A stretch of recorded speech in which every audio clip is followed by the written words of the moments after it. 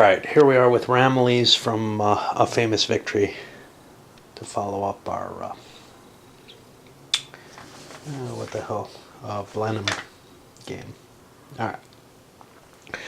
Again, this is a free setup game, which taxes me because I spend a lot of time thinking to try to set it up, which, I mean, that can appeal to a lot of people. To be able to devise your own battle plan, but I kind of like doing the historical, and unfortunately, unlike Blenheim, this one has no clue, no half deployment instructions, and no real discussion of how the deployment should be laid out. Maybe it's even less well known than Blenheim is. I don't know. I know one of the BGG users, De Sax, claims to have come up with more historical, what he believes are the historical deployments, obviously fudging a little bit. In addition to our French and Bavarians, we have some Spaniards and something else. Cologne. The pale green is Cologne, mixed into the Sun King's forces. Here, our commander-in-chief, did I put these on the board? Yeah, it looks like it is Villeroy.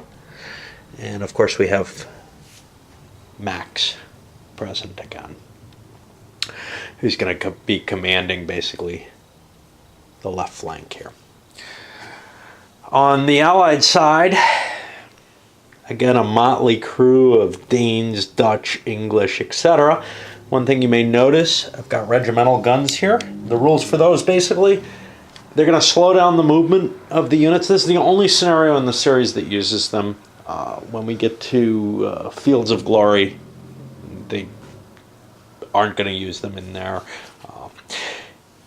There's some dispute whether or not they were ever a part of the armies. What they're going to provide is slower movement to the units that have them, but also a shift in their favor in the fire column table. But they can't be used in the normal fire, except in the case of receiving a carousel charge. Basically, the idea being they wouldn't have been able to drag them forward into the engagement range in an infantry engagement very easily.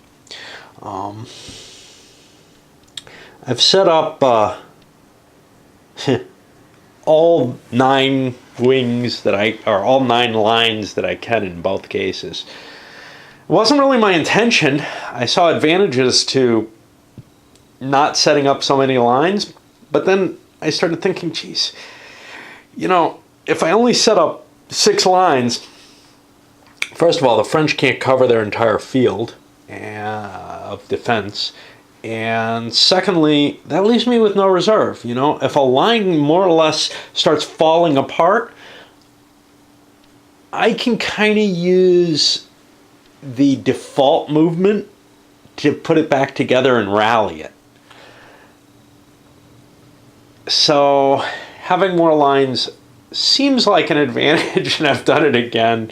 I didn't really intend to. All the Allied commanders, though, are named. For the French, we have a couple of unnamed leaders on the board, Generals B and A up here, to fill out that line. Again, though, 1, 2, 3, 4, 5, 6. Actually, I think I only have 8 French lines.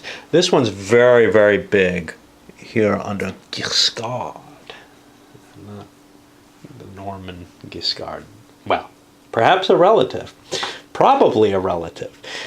You see in these, early modern battles, the same names occurring, the Montecuculis, etc., showing up, Piccolomini, in various battles, and you say, wow, same family producing more and more military leaders, not necessarily geniuses, but, the same names showing up again and again.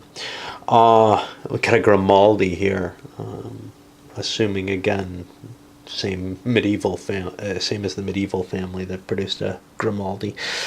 Other names less recognized in terms of the earlier period. You know, I mean, obviously Marlborough, Overkirk, these are names that are familiar. Schultz, Sergeant Schultz is here. And to some extent, when you go to 9 lines or 8 lines for the French, you're really kind of stretching the commands thin in terms of you're putting some people who aren't, like Schultz, terribly good in command, but in terms of covering all the ground and achieving some flexibility, it seems necessary.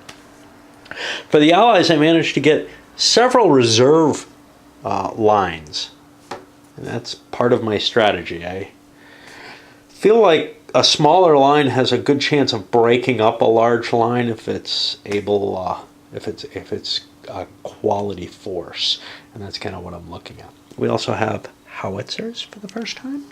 Those guys can fire over units, but well, I'm using the fire result charts from Fields of Glory, and that doesn't have a howitzer entry. I'm assuming there are no howitzers in the scenarios there. Interesting idea, though. In the other game, they're 1 column off the normal fire for the artillery, so I did the same here. And it looks like approximately the right kind of chart. We're switching between D6 and D10 between the two systems for the fire chart. So the goal of this scenario, other than breakpoints, which I haven't written down and I should probably at least discuss, French breakpoints, well, Anglo army is 200 breakpoints. The French are at 185. Smaller French army, stretched a little thin, should have a problem. Now, the same kind of tactics essentially worked for Marlborough here. Attack on the 2 flanks, draw forces from the center, and then divide the French army. We saw I didn't manage that in Blenheim. Let's see if I can here, where I have the numerical advantage, as well as the command advantage. Remember, the chits favor the Anglo-Allies, and I'll have to set them up and deal with them. Okay, so the other victory, the terrain victory, involves taking certain locations. And let me see how many. For the French, Ramillies, Fools, and Franquerie. There's basically a town here, Fools over here, and holding Ramillies. If the French can manage all of those, and what constitutes taking? Well, in the game they say having a unit in command in them. Well, it would be possible for both sides to win in that case, because the Anglo side doesn't have to worry about holding on to these except to prevent a French victory. They just have to hit here, Ramillies, Ramilles, I don't know, whatever town it is under here, and this Autreglise as well. And so basically occupying all of them with, functioning units, and not completely occupying, just having a presence in them is enough to win the battle in terms of terrain. Now, I don't think we'll see a terrain victory. Certainly didn't at Blenheim. The idea there is just, hey, let's give the players something to make them fight. Because the reality here is both sides are out to destroy the opponent's army more than anything else. Get started. We started, as with Blenheim, we open up with an artillery phase. It's a little less rigorous than the Blenheim one, and more according to the normal rules. Basically, you're supposed to put, and I didn't do this, the 2 artillery chits in the cup. No reason. And draw 1, and they fire, which means you get counter battery fire if you're firing at artillery, and down here we saw that. Almost no effect to the initial artillery round, 1 English unit disorder. And that's it. So that's not going to do anything. Initiative, for the first turn of the game, there's 2 options. I'm going to play with the completely random, which is you play it as if it's a normal turn.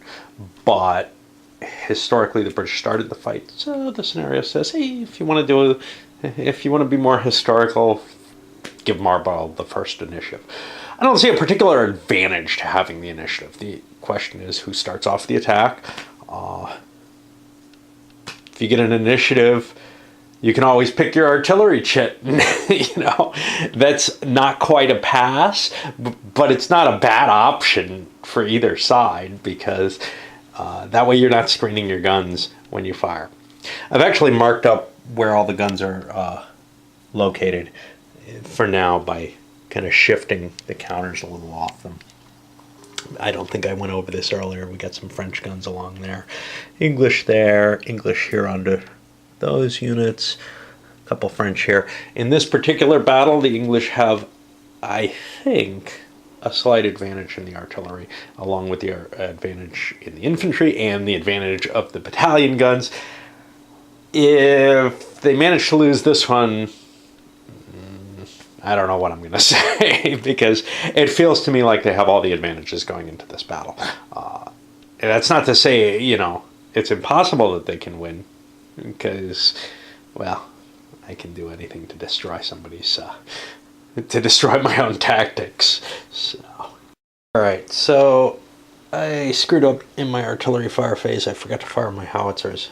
A couple of them were actually in range. The English got initiative and they picked an artillery chit, so I fudged it in there with them.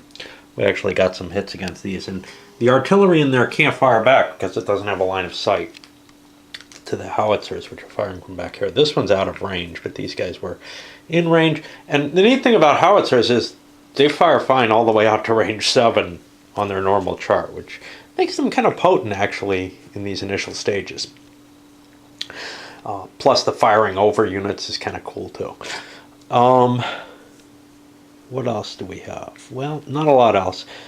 Most of the fire is at such long ranges. And by the way, the setup, these two lines delineate the setup. You can't set up any closer than that. You also can't set up in any marshes, if there are any behind the lines. There's one space here. Doesn't look like the French have any options. The English got to throw like 5 chits into the cup, the French only 3, I think. So we'll see. The English have more of a likelihood of being able to do something. This is what we see after the limb movement. Let's look in here. Well, let's open up with where things kind of started, which was over here on the English right, or on the Allied right. We've got Schultz pushing in, grabbing this village, the Württemberg Cav pushing into place here.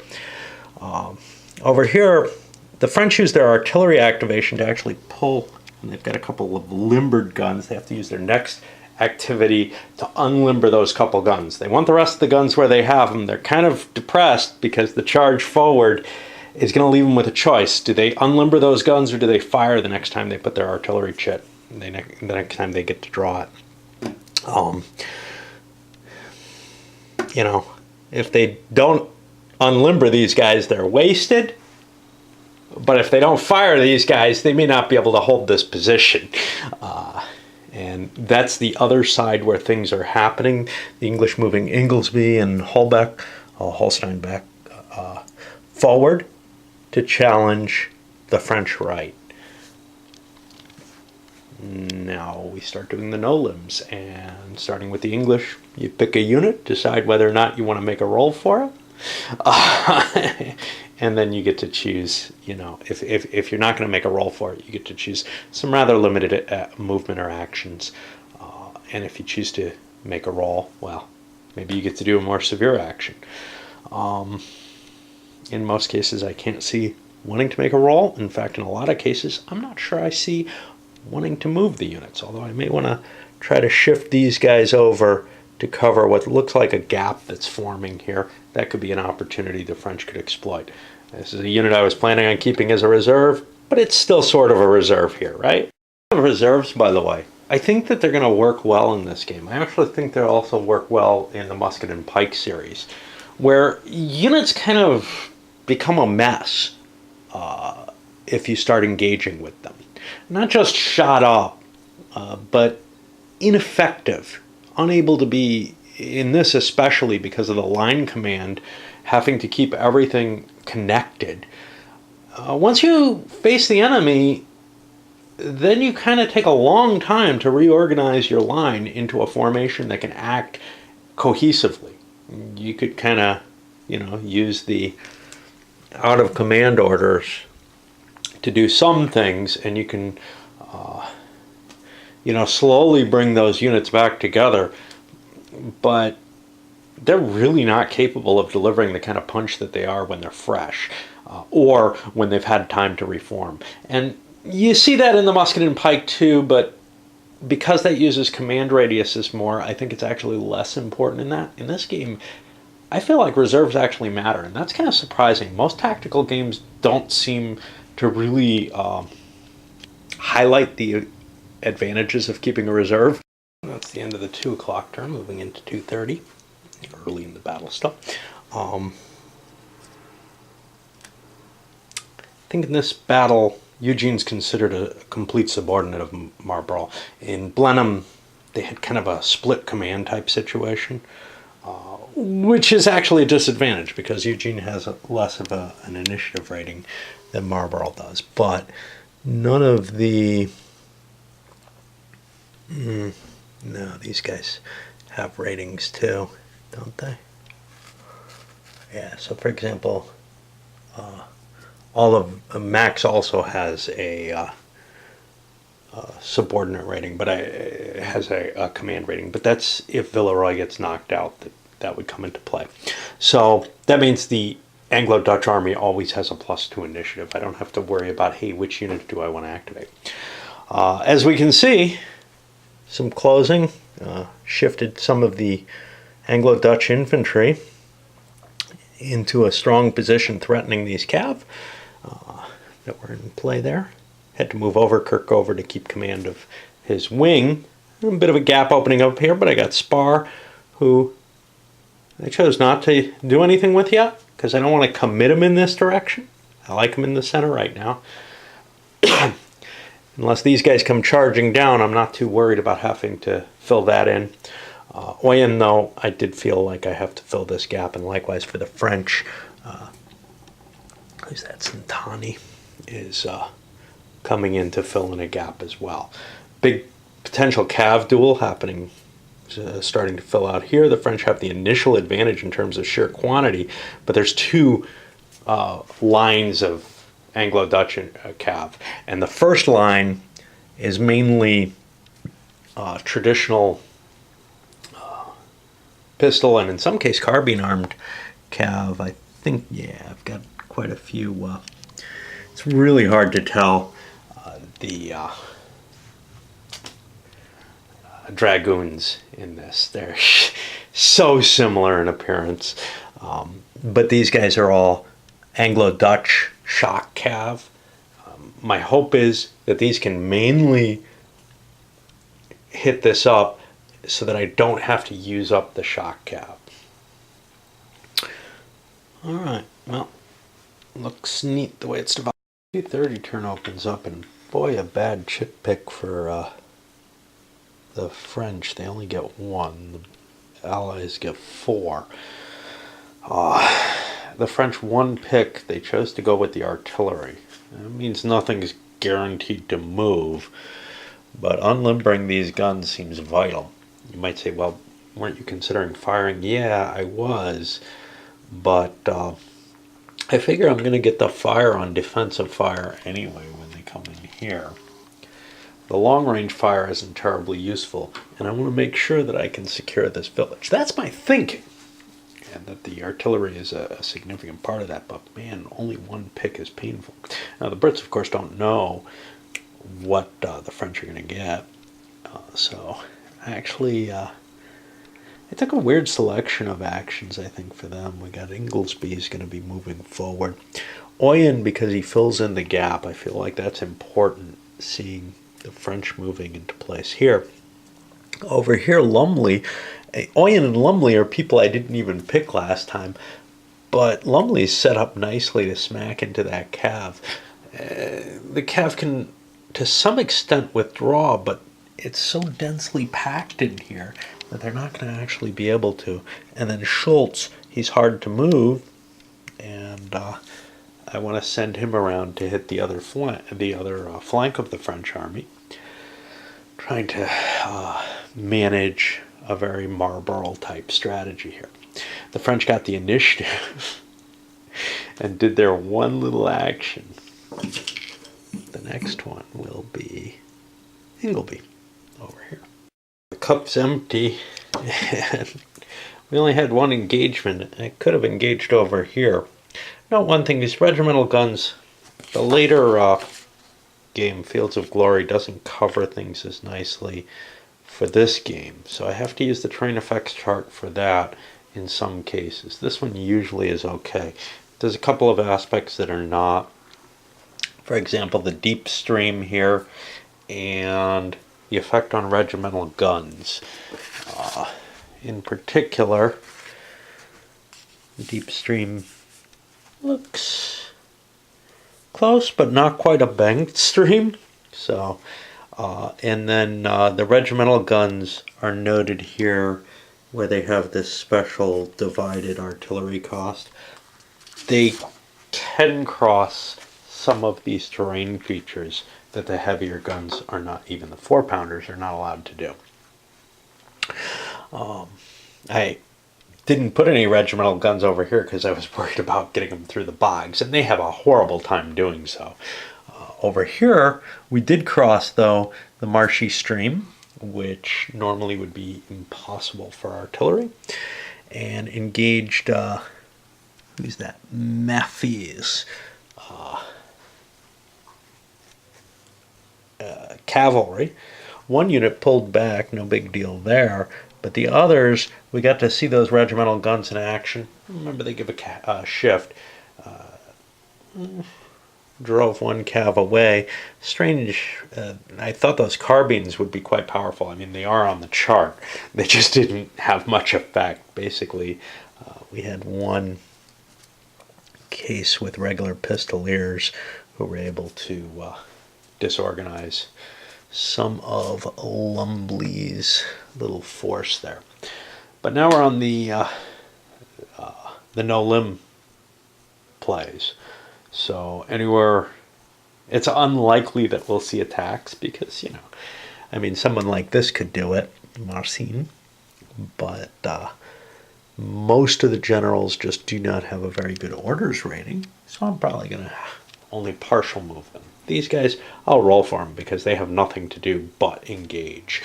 They're standing there just fine if they can't launch an attack. Holstein Beck did a mixed charge. Boy, are the carbines effective in that. I'm not sure I believe this. Nowhere in the rules, even for Fields of Glory, does it say carbines can't, that I understand, can't do the carousel and charge combination. But the carbines in this game, not in Blenheim, are very, very large. You can see 7 firepower, for example. You have 2 of them stacked, and you're way over here. Now, yes, you're halved because you're doing the mixed charge, so you're on this column. That's pretty potent.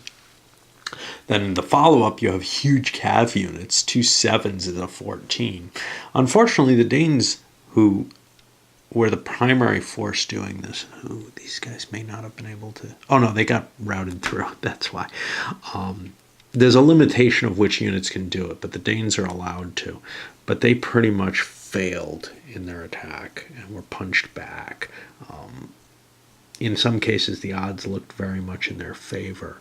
In others, like here, not terribly well. And in other cases, they punched a French unit back and had to follow up and charge here, which just broke. You know, they were facing 2 units with 1 stack. Even if it's a big stack, it's still 1 to 2 odds, already disordered from the initial fire, and it did not go well. Okay, so that's we're over to a French action, and it looks to me like I can try to rally this force. The problem is these routed guys, I cannot rally unless I define one of them as my stack. The other alternative is to rally all these disordered troops. Not sure which one makes more sense.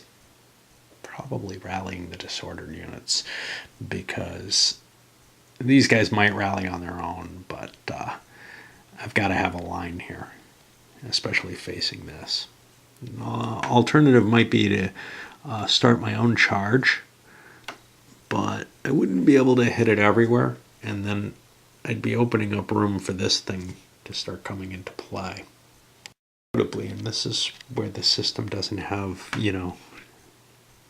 an easy way to define things, but these units all already activated, so I can't use Renzu to activate them for a rally action.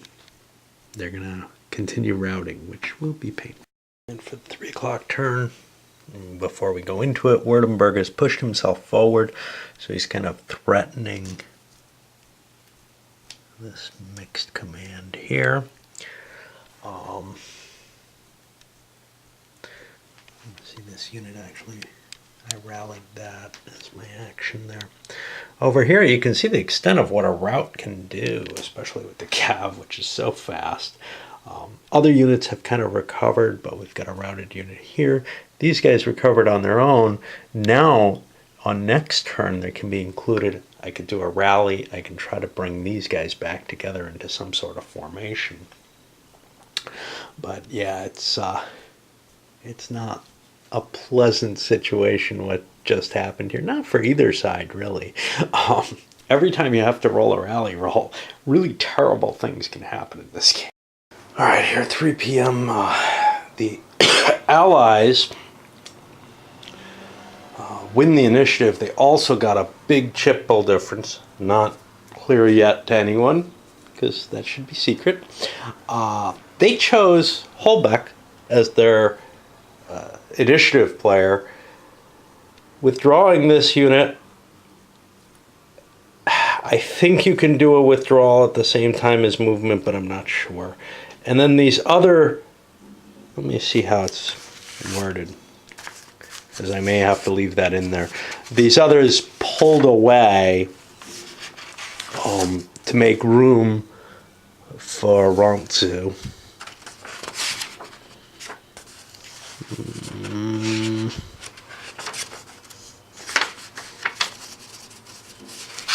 One of the problems is they don't always, so this sounds like movement here, but it's not absolutely clear.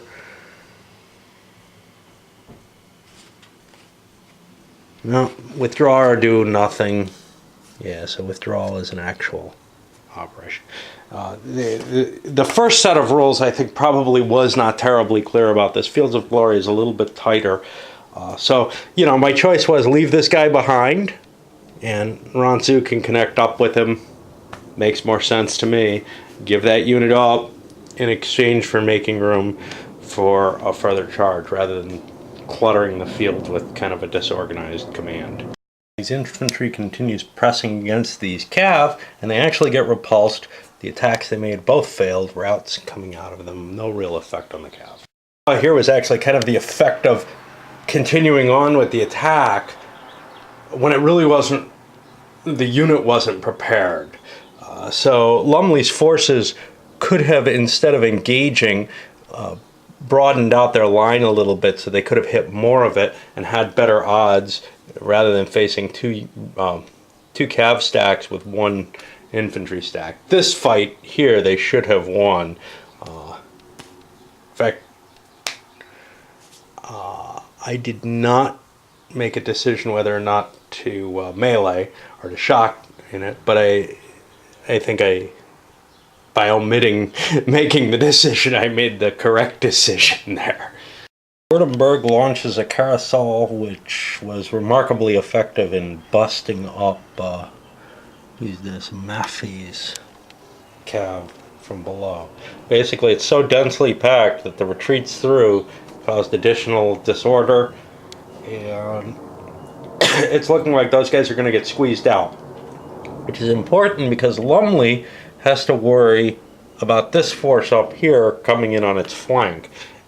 If it can turn those cav, it can turn its own position and be better able to face artillery fire, which supposedly is across the line, but it's really just these guns here which aren't too effective. They didn't do anything. But then this close-range canister fire, which is why they picked that shit, busted up Inglesby's command enough that you kind of question, do you want to rally and get these guys back in shape, or do you want to press the attack? Because you're going to be sitting there in front of the cannon if you rally, and you might get shot again. Well, sometimes I think I'm a little too aggressive. I decided to push forward with Inglesby rather than sit there under the guns. It would have been possible I would get first action after that rally and be able to hit him in more solid condition. However, I was able to hit him with a fairly solid line all the way up. One regimental gun was knocked back by the prior route, but that's okay. You know, I had significant units hitting. This was about the best I could expect from the assault in terms of odds. It was a little against the Brits, to tell you the truth. Although their morale might have made up for it. They had some good units in there, but mainly it's average quality. Also, if they lasted there and weren't disordered, they'd get their melee attacks. They got a couple of them. And might be able to punch a hole at least on the side here and kind of isolate the village and take it from multiple angles. Well, it didn't work out that way. Withering fire from the French just drove them back, scattering most of the units. There were a couple of units that got to melee. You can see we cleared one gun, actually lost a unit completely. The rest of the formation's mainly routed. This is not a good circumstance. It's opening these guns up to a possible French advance. Clearly some more groundwork has to be done over here, but we got the two main front formations there, the cav and the infantry, both badly hammered. I feel like the French have, at least at this early stage, look like they're winning the right flank rather heavily. Over on the left flank, Schultz has pushed his way up. We also got the English artillery, which I used the chit because I didn't want to waste picks on things that I don't think I want to move, nor on things that I might want to move after the French actions are taken. For example, Ranzou or Oyen, I kind of want to hold back. By putting the artillery chit in, that means I pick less limbs total, not by a lot, but it delays my decision making a little bit more. Although, if you don't get a lot of chits, in a sense, you get a more reactive capability, which might make some sense, and you have more chits in the no limbs phase, which is where we're going now, which is going to mean that you can let the other guy kind of play out by taking what are essentially passes, you know. So, for example, if I command this. Anyway, the artillery chewed up some of these Spaniards and colonites, the Archbishop's troops, by just punching them from some long-range fire, which was kind of surprising. The artillery itself, I didn't expect to be able to do much. The howitzers got to fire again, trying to soften this up, to no effect as well. These were screened by the British line, of course. I guess what amounts to sort of the first half of the no-limb phase, we see a lot of rallying going on. Ranzou up here with the Spaniards. The only real movement we saw is this command, oh, and also these guys rallied, pushing forward to put position on, who's that, Lumley's command. That's beginning to look like a dangerous position too.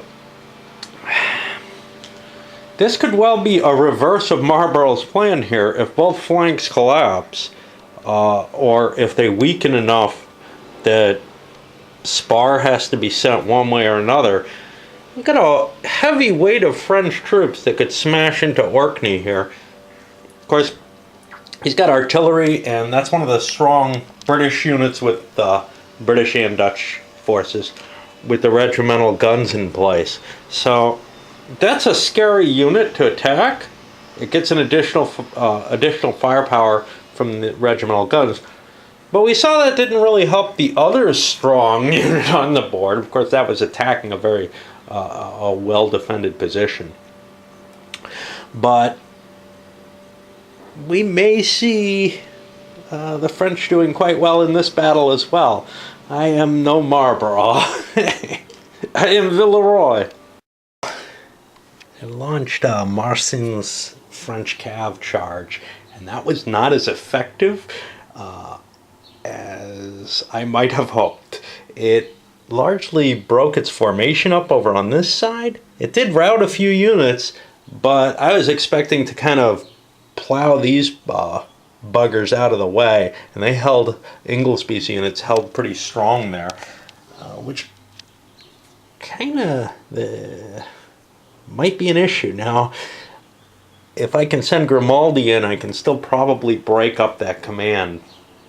But I was expecting to soften it up significantly with the cav hitting, and as we can see, that did not happen at all. Couldn't get an activation out of Grimaldi, and I couldn't get one out of Santini either. He should be in charge of the Spaniards, I would think. Oops.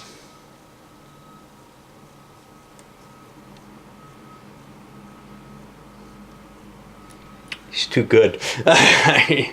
I need him in charge of, I was going to swap them if they were about the same rating. Anyway, there are units that I am not even going to make a roll for.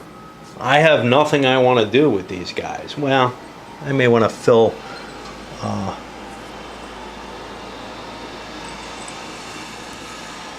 take the river line here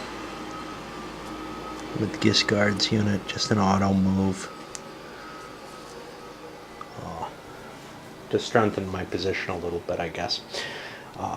But yeah, this guy doesn't want to do anything at all over here, Costa, because I'm in my good defensive position. I want to see how the flanks play out. I think they're playing out well, but if I weaken things, that will help my situation. Now, let me identify if there's any out of commands, and this is hard to tell.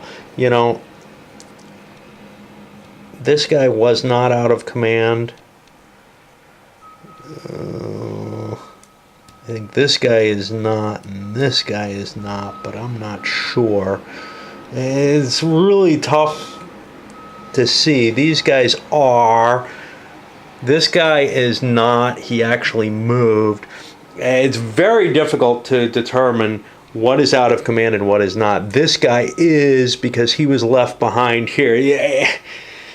There's no easy, there should be some out of command markers. I wonder if they were added in the other game, because I should, in Fields of Glory, because if there are some, I really could use them. I might even grab some out of another game just for this.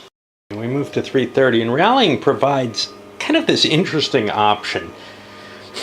I'm not sure if it's intended that there be two rally phases, one for out of command and one for rout and reform.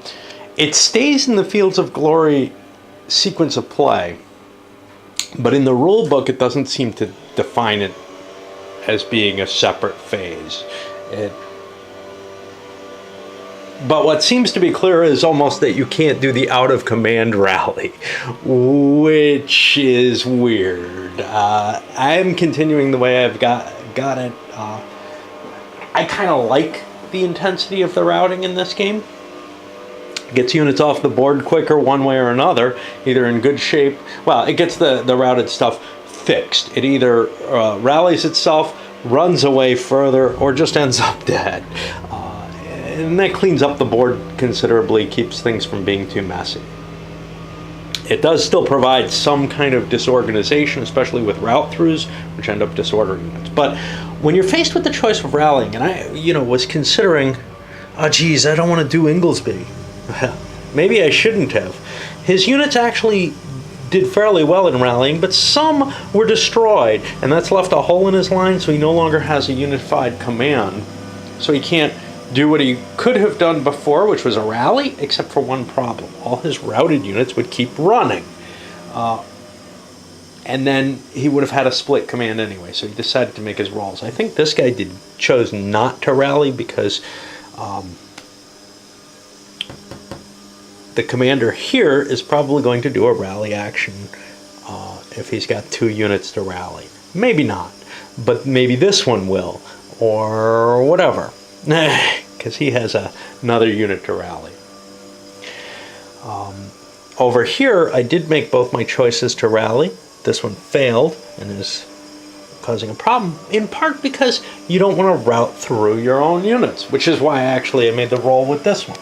People who are already on their way running, you might as well do. Now, what about points? I know what the French have in points. They have 12, because that's Cav there, that they've lost. And while I'm individually grabbing points, I'm going to divide them into the 2 scenarios. It is a pain in the ass to sort this game each time. The R's, the B's, and the BRs. Basically, those are the 3 bags I'm going to use. One's for one battle, one's for the other, and ones that are in both battles. Here we've got 14, but I'm not sure if the regimental guns count, so I got to look. And while regular artillery is worth 2 points, the regimentals are worth 1. So that's the end of our turn.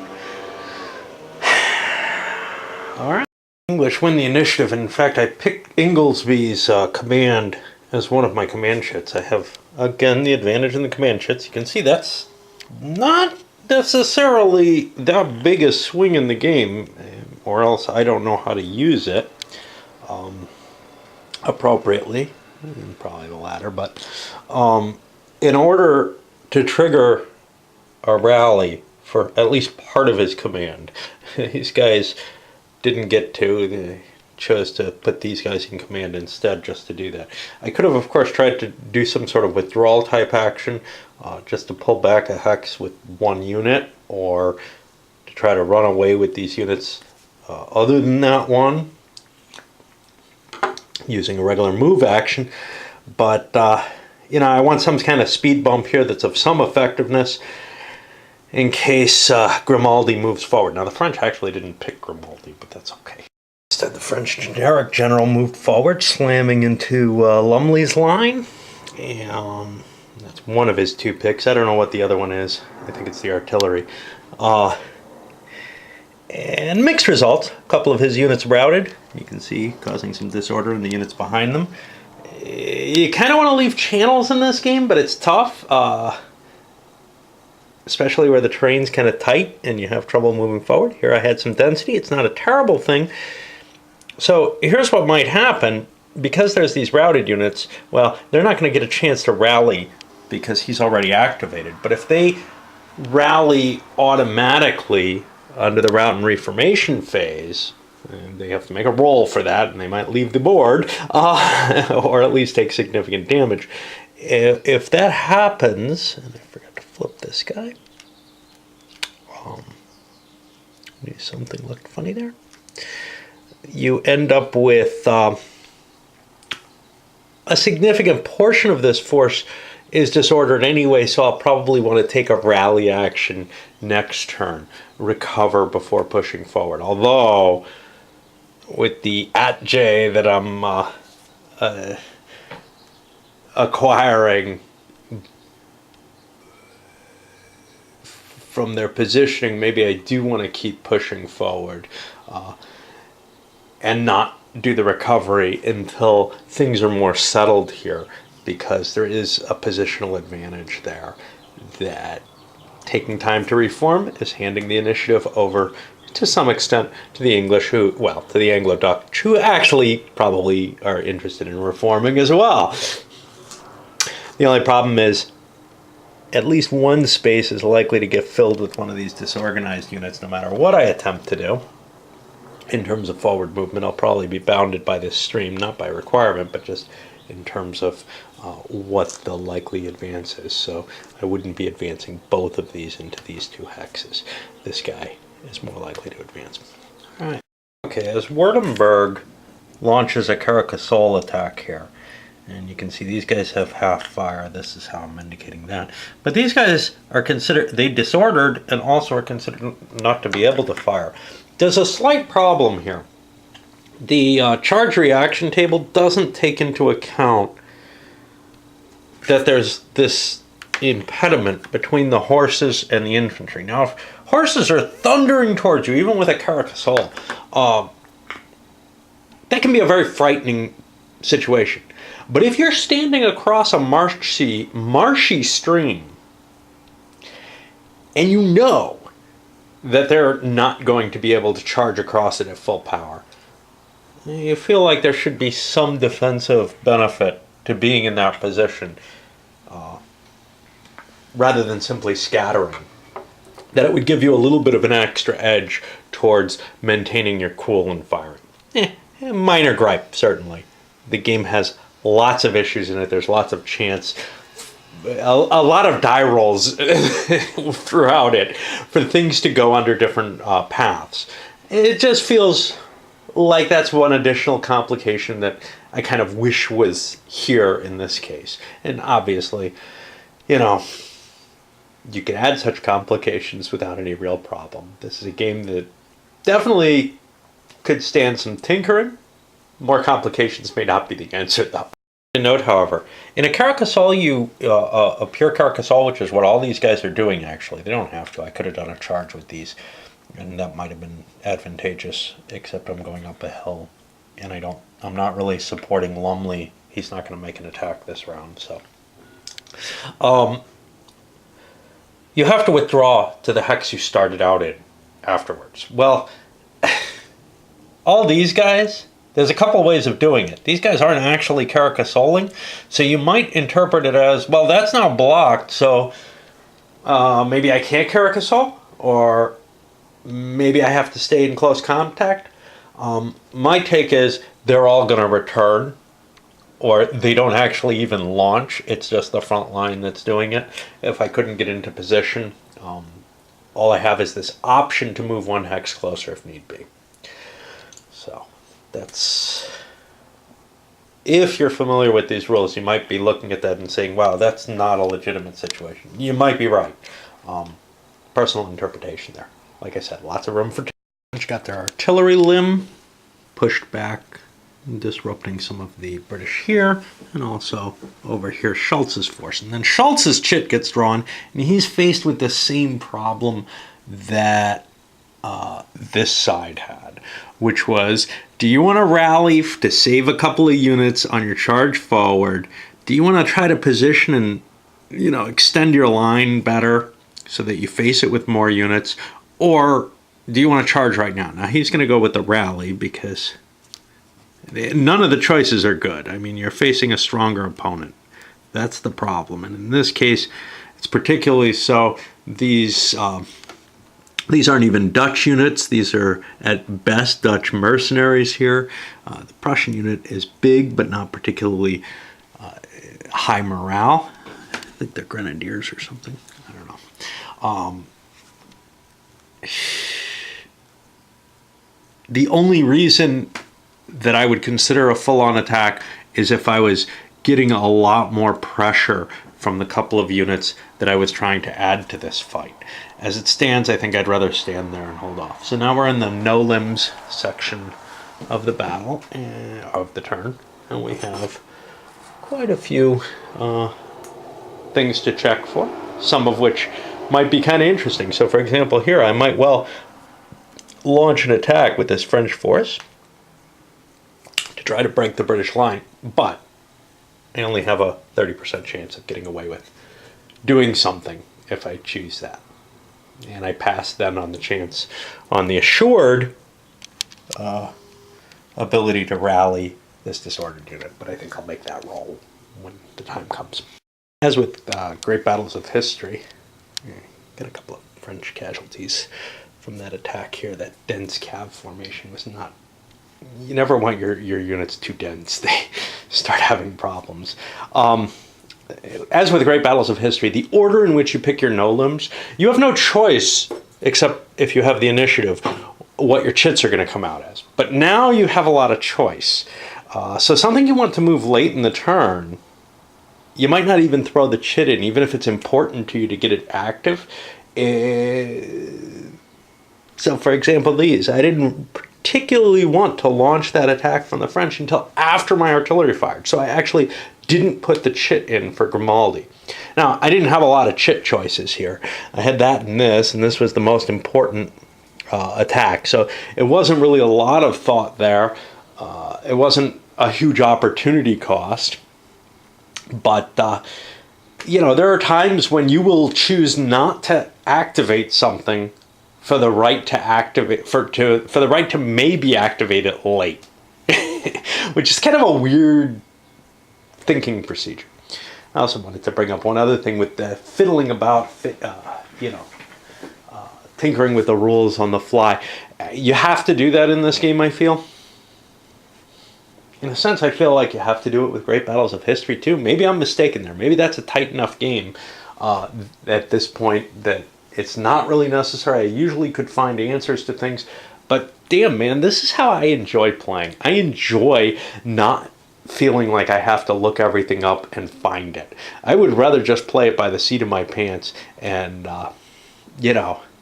make it up at the moment. I'm just more comfortable with that because I don't feel like if the game is giving me sufficient insight into what's going on, I don't feel like my choices are going to be terrifically wrong. I don't feel like I'm going to spoil the game by misinterpreting a rule. On the other hand, if I'm playing something like No Retreat, man, it really sucks to get the rules wrong. You feel like you ruined the whole game in doing so. Not just as a competitive exercise, because even with No Retreat, I don't care all that much about that. But in terms of becoming a historical window into the period or into the events being shown. Another thing, probably the group watching this deep into these videos is pretty much a subset of the group that was watching Grand Sequel, so I don't feel too bad about this. Not that I ever feel bad about babbling on to no purpose. But I wanted to compare that then to where does Grand Sequel or Europa Universalis to a lesser extent, but I'm so familiar with that's harder to handle for me.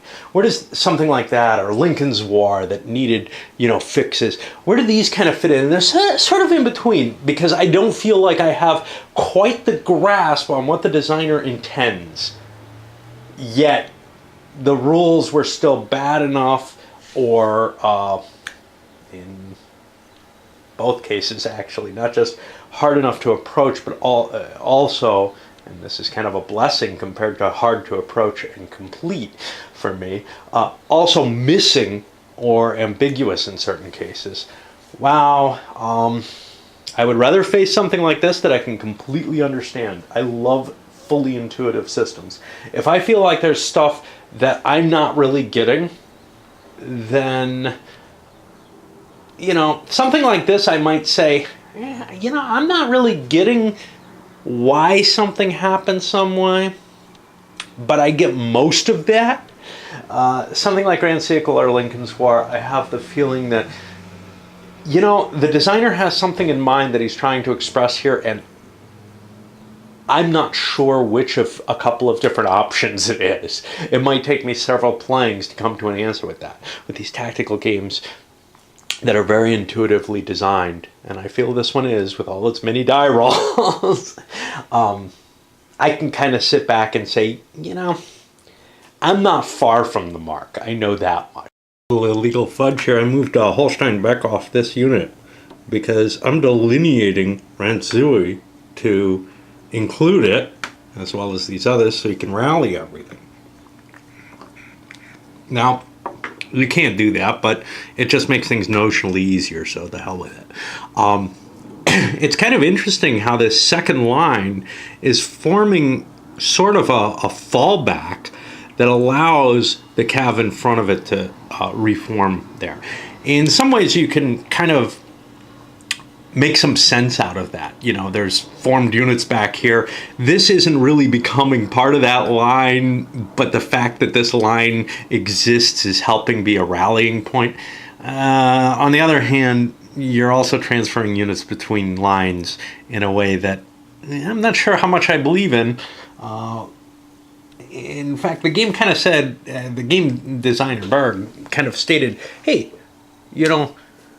if I had reasonable line distinctions, I would have assigned units to lines, and that's that. Maybe use some kind of color marker or something to indicate each line, like a band or something. Well, the question then is, well, would you or wouldn't you have? I mean, seriously. Because if you would have, then you should be distinguishing the lines at the beginning of the scenario and not allowing them to be so mutable. And if you wouldn't have, well, then you shouldn't have said that, right? It leads me to one of those, gee, I don't really understand what the designer's intent was here, but I'm okay with just handling it. Terribly dramatic happened during the no limbs.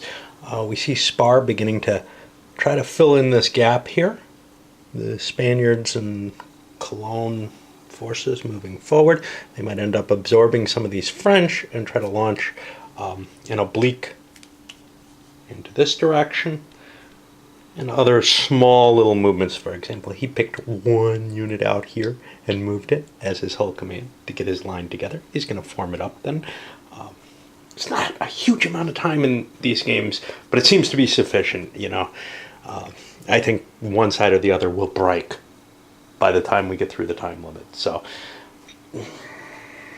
pretend that it's like Great Battles of History, and I don't really have to worry about time until I find that I have to worry about time. I certainly found that in Blenheim that, you know, I had excess time. The armies grinding together will break one of them.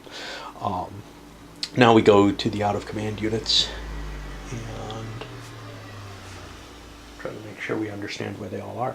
The tactical situation looks grim for the Allies. It really does. I mean, this front is collapsing. This one doesn't seem to be going forward in any sense, and in fact may be more threatened than threatening. And over here looks like about a wash. We do have a strong cav unit here that might be very, very impressive, but it hasn't come into play yet. But when we look at the current route points, well, again, the French side lost a decent amount of cap, and we're at 42 to 21 at this point. Not as promising as the actual presence of the units look. I think we're going to see the Anglo-Allies falling apart worse and worse due to the tactical situation. But it is kind of interesting to watch. We saw this in some of the Great Battles of History, some of the SPQR stuff, where one side would be in what looks like the inferior position, but ahead on the points. And then it just becomes a question of, well, do the points end up catching up with the tactical reality? Or does the army break on the verge of winning, as it were? Which, you know, we're way away from anything like that, 140 points or so. But who knows? If the trade-offs keep coming the way they are, it's not going to be good for the French. All right, let's send this one up.